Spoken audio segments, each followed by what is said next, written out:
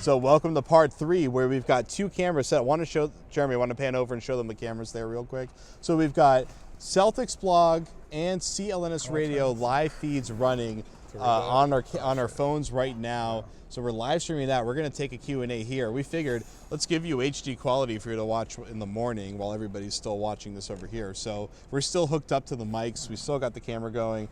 Kevin's trying to troubleshoot. This is going to be kind of a messy situation here, but if you really just want to hear us answer every question you've got, then stick with this video. If not, well, then we'll just see you after Game 6, and you got all the player videos and coaches' videos and press conferences to watch over here. So let's just go back to the CLNS live feed over here. Let's see the questions from there. Sam, want to read off the next question over there while Kevin kind of gets this one set back up with this sweet little Gorilla Pod, which I love the Gorilla Pod. Nice call. Question from Nick Gelso.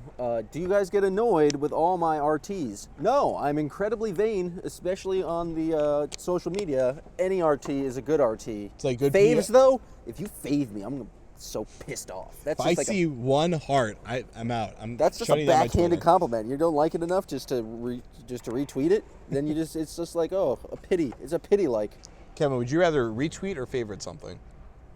Definitely favorite. That's for sure. All right. That's poppycock. Let's get back to a Celtics question for all the YouTube viewers over here.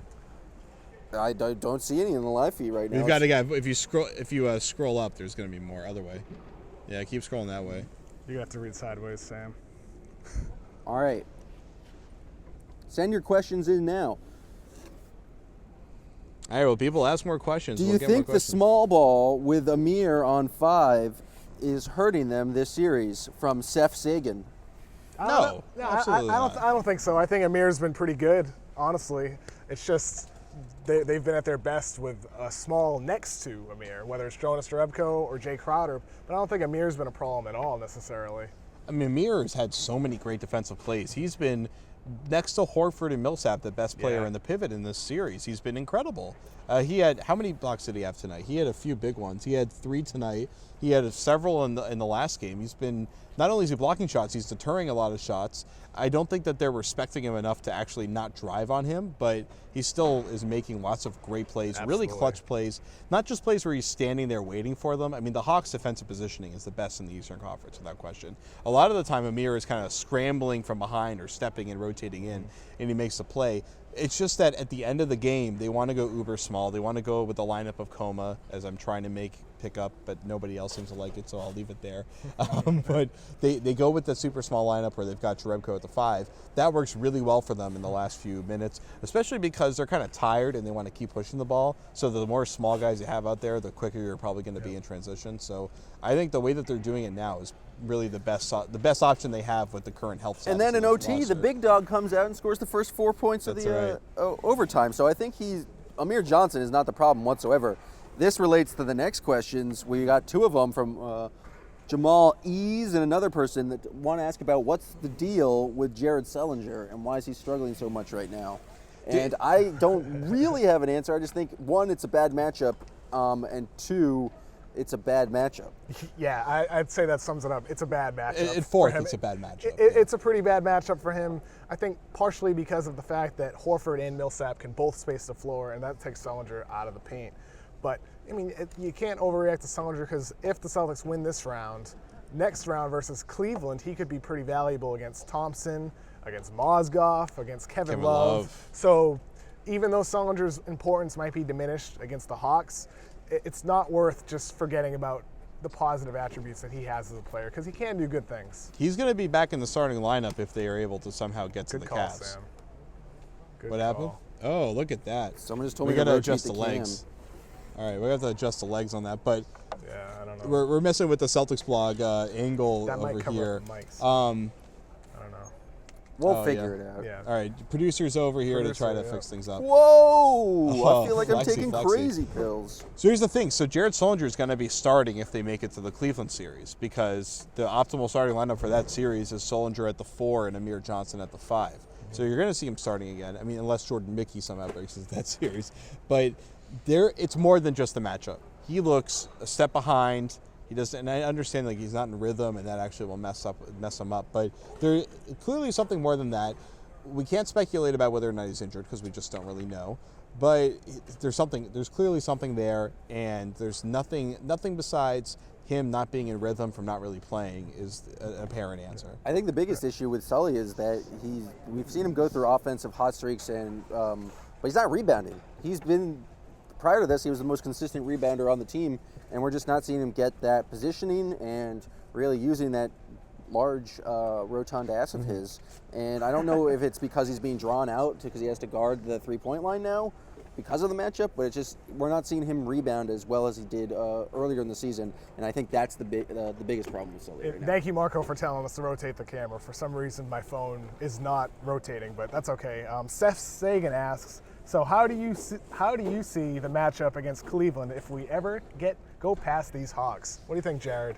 Say that one more time. I couldn't even hear you. So how do you see the matchup against Cleveland if the Celtics ever get past the Hawks? Well, I mean, we just talked about it there on one.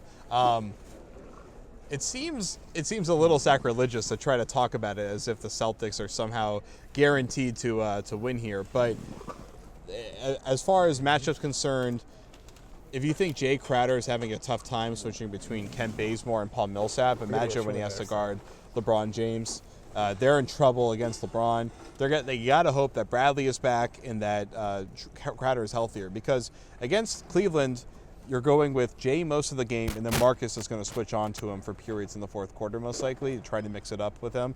But if Jay can't keep up with LeBron for 30 minutes, they're kind of screwed. And a lot of Evan Turner in that game as well. And Turner had a really good season defensively, and I think, Kevin, you were probably the biggest stand on that one. You were really pushing the awareness of Evan Turner? on Evan Turner's great defensive prowess this year. Yeah, I mean, look, like, Turner wasn't just great. Just admit it, you wrote him letters. Look, when Turner wasn't great when he left Indiana, and he wasn't great towards the end in Philly, but he was better than he got credit for, right? Yeah. Offensively. But the thing it's kind of most amazing is how much better he's gotten defensively. So I think that's definitely a good thing for Evan Turner when he's entering free agency this summer. All right, let's go over to the CLNS. Let's see, we got a question for Samuel Elias again over there. Isaiah Thomas is 27 in his prime. Is it all possible for him to make several more unexpected leaps like Steph Curry did? I know that's a ridiculous example, but so was Steph Curry's rise. I'm going to take an answer on this one. No. He's 5'9". Like, I feel like he's maxed out the ability of a 5'9" person, unless he improves his shot as much as Steph Curry does, but I don't think we've really seen an indication that he's going to be a tremendous sharpshooter. If anything, shorter guards, once they tend to get worse earlier, just because once they lose that step, they just don't have that ability to kind of dominate as much. So I don't think there's a meteoric rise in Isaiah Thomas' future. Yeah, that's true, but at the same time, in the short-term future, if he improves like you said, as a shooter off the dribble, like that transition three, if he improves at that, then he could really take his game to the next level, and in transition at least, and maybe in the half court pulling up pick-and-roll threes over the top of the defense. I mean, the big thing after the All-Star break was adding the right hand to his repertoire, and that came out of pretty much nowhere after the All-Star break. That was, I think, the next big evolution for him. There's, I think, control as a point guard, passing the ball in the paint can be improved. I think he can look to try to distribute with shorter passes. He's really good at kind of shuffling through the paint and then whipping a pass to the weak side, stuff like that. But finding the pocket passes more, trying to run pick and roll in a more traditional sense like that, I think is another area where he can make a big improvement. I mean, he's one of those guys. He's one of the 5 guys in the NBA that can clearly be a 2010 guy.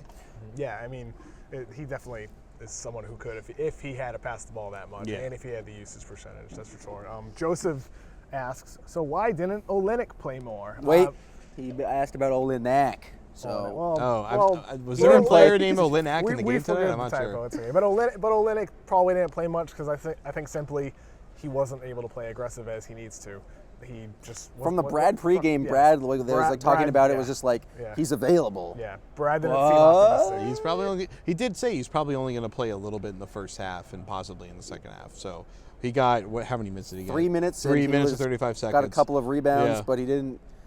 It's just clear that he hasn't been playing for a number of days, so it's going to take him a while to get back into rhythm. And clearly, he's still in pain and still range of motion is an issue. So there's a good reason.